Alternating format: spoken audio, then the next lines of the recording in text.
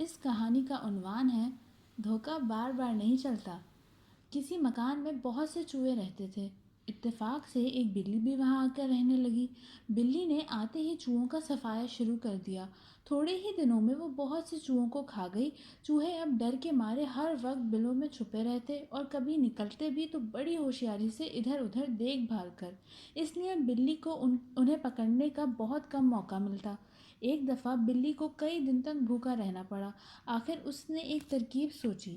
دل میں کہنے لگی، اگر میں آٹے میں لوٹ جاؤں تو چوہے مجھے نہ پہچانیں گے اور میں آسانی سے انہیں پکڑ لوں گی۔ یہ سوچ کر اس نے آٹے کا ایک بڑا سا پیپا الٹ دیا اور اس میں لوٹنے لگی۔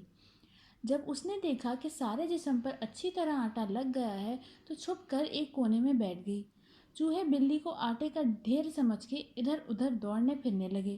کچھ چوہے بلی کے بالکل قریب آ گئے۔ بلی نے جھپٹ کر ان میں سے 2-4 کو پکڑ لیا اور ہڑپ کر گئی۔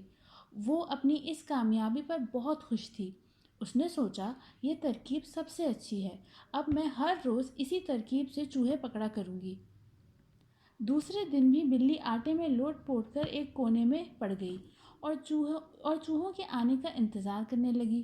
بلی کو وہاں پڑے پڑے بہت دیر ہو گئی مگر کوئی چوہا اس کے پاس نہ آیا۔ آخر شام کے وقت ایک بوڑھے چوہے نے مکان سے جھانک کر دیکھا اور کہا، تو آٹے کا ڈھیر ہی کیوں نہ سہی مگر اب ہم ہرگز تیرے پاس نہ آئیں گے۔ سچ ہے، دھوکہ بار بار نہیں چلتا۔